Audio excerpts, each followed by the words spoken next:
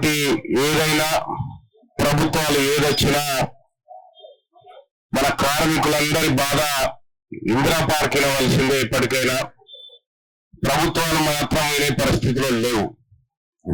ఇవాళ నేను నల్లగొండ జిల్లాలో ఉన్నటువంటి చేనేత కార్మికుల దగ్గరికి ఇటీవల కాలంలో సందర్శనార్థం పోవడం జరిగింది. వాళ్ళ బాధలు చెప్తా ఉంటే చాలా దుఃఖదాయకమైనటువంటి జీవితంలో ఇవాళ చేనేత పరిశ్రమలు ఉన్నాయి. వాళ్ళందరి బతుకులు మారుస్తామని చెప్పి ఇవాళ ఈ ప్రభుత్వం, గతంలో ఉన్నటువంటి ఆ ప్రభుత్వం, కేంద్రంలో ఉన్నటువంటి కేంద్ర ప్రభుత్వం ఎన్నికల సమయంలో చెప్పుకుంటూ వచ్చింది. మారుస్తారంటే నిజంగా అన్నట్టే మార్చారు, ఏం లేకుండా మార్చారు.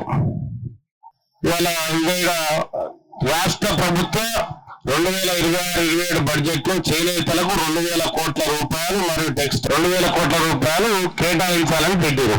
అయితే ఒక్క రూపాయి లేదు. ఈ పాటలు పోయింది ఇంకా వీడికెళ్ళి ఏమైనా బడ్జెట్ పెట్టిగా జనగానే వదిలేస్తుగా ఏమైనా మామూలు ఎటుబారా అని అంటే కథ పట్టే పోయింది. 2,200 రూపాయలు లేవు, 2 పైసలు లేవు. ఇప్పుడు ఇది కాంగ్రెస్ పార్టీ చేసినటువంటి కథ. వాళ్ళు ఏమన్నా కాంట్రాక్టర్లకు మంచి పెట్టి దోసుక తింటారు తప్ప ఇంకో దానికి కనిపిస్తలేదు. ప్రభుత్వం క్లియర్ గా అర్థమైపోయింది. అది జియో ట్యాగ్ చేసి ఉన్న మిగతా చేనేత కార్మికులకు థ్రిఫ్ట్ పథకం అమలు చేయాలి. థ్రిఫ్ట్ పథకం ఆల్రెడీ అమలు అవుతున్న వాళ్ళకే పైసలు వేస్తుంటారు. 10 నెలల నుంచి పత్తలేమో పైసలు. ఇక నవ్వు ఉన్నాయని యాప్ చేస్తారు మీరు, ఇవి కూడా ఎత్తుకొని పోతారు. ఎందుకంటే ఇప్పుడు ఆకలితో ఉన్నారు. వాళ్ళు ఏం తిందామా ఏం చేద్దామా అనేటువంటి ఆకలి మీద ఉన్నారు. మా తానకి ఉన్నాయి మ్యాచింగ్ రాంటి కలుపు రాంటి అని 1000 ముందుగాలు అని అంటారు. ఇటువంటి పరిస్థితి ఉంది రాష్ట్ర ప్రభుత్వం. అసలు చేనేత కార్మికులకు సంబంధించినటువంటి సమస్యల పట్ల ఈ రాష్ట్ర ప్రభుత్వానికి ఏమైనా చిత్తశుద్ధి ఉందా? అసలు వాళ్ళు ఏం తింటున్నారు, ఏం చేస్తున్నారు, వాళ్ళు ఎట్లా బతుకుతున్నారు, వాళ్ళ పవర్మెంట్ సంగతి ఏంది, వాళ్ళ సాంచల సంగతి ఏంది, వాళ్ళ బతుకులు ఎవరైనా పోయి ఒకనాడు పలకరించేదా ఉన్నాడా? ఏమో లేడు.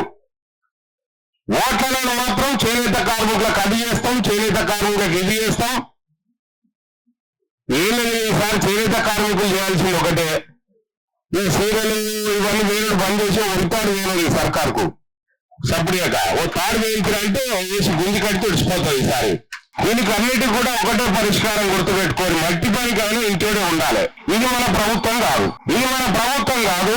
మన బీసీల ప్రభుత్వం వస్తేనే మన బతుకులు మారుతాయి తప్ప ఇంకొక యాక్షనే లేదు. ఇక ఈయన చెప్పినాం, గతంలో ఉన్నాయన చెప్పినాం, ఆయన అటే పోయిండు, ఈయన ఇటే పోయిండు. ఇక నరేంద్ర మోడీ అయితే మొత్తం పథకాలు లేకుండా చేసిండు, మన బతుకులు మార్చేసిండు. ముగ్గురే కలిగి ఇలా ఎంతమంది బిడ్డలు అప్పులలో కూరుకుపోయి ఆత్మహత్యలు చేసుకొని చనిపోతా ఉన్నారో మనం కళ్ళారా చూస్తూనే ఉన్నాం. ఎంతమంది బిడ్డలు చనిపోతే ఈ ప్రభుత్వానికి మేలుకొస్తుంది, ఎంతమంది బిడ్డల కన్నీటి కోస వలపోత వినిపిస్తలేదా మీకు అని చెప్పి నేను రాష్ట్ర ప్రభుత్వాన్ని అడుగుతా ఉన్నా. కాంగ్రెస్ పార్టీ ఎన్నికల మేనిఫెస్టోలో పెట్టినటువంటి అంశాల విషయంలో రేవంత్ రెడ్డి గారు మరి ఆ రోజు చెప్పినారు, మీరు ఇలా బాధ్యత వహిస్తారా లేదా? కేవలం మాటలు చెప్పి తప్పించుకోపోవడం అని ఈ పని. అందుకోసమే వాస్తవానికి మీరు ఉదయం 11:30 నుంచి ఈ కార్యక్రమం చేస్తా ఉన్నారు.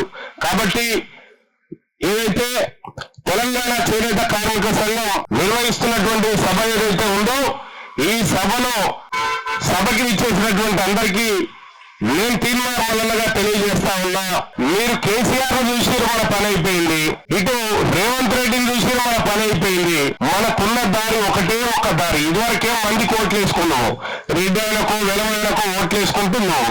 ఇప్పుడు ఆ బాగలేదు. మన బీసీలకు కూడా పార్టీ వచ్చింది కాబట్టి మన బతుకులు మారాలంటే మనం బీసీల వైపు పోవాలి. మన ఇవాళ బీసీ ముఖ్యమంత్రి ఉంటే ఎంతసేపు కూడా రాసుకుని అర్ధగంటలు అయిపోతాయి కాదా? ఒకటే అర్ధగంటల బీసీ ముఖ్యమంత్రి ఉంటే 2,000 కోట్లు కాదు, 2 రోజులు 4,000 కోట్ల రూపాయలు వచ్చేది. ఇవాళ బీసీ మంత్రులు ఉన్నారు, బీసీ ఎమ్మెల్యేలు ఉన్నారు, కానీ మాట్లాడేమో మరి ఇలా బాధ అంటే అమ్మ మాట్లాడితే పని అవుతుందేమో వాళ్ళ బాధ. ఎన్ని రోజులు ఉంటుంది పని వాళ్ళ రారా ఇక మన దగ్గరికి? ఇక రాలేదారా? వస్తారు కదా. మరి ఇలా తెలంగాణ రాష్ట్రంలో మెజార్టీ కులాలైనటువంటి బీసీలు, అందులో అత్యధిక జనాభా కలిగినటువంటి కులాల్లో ఒక కులమైనటువంటి ఈ పద్మశాలి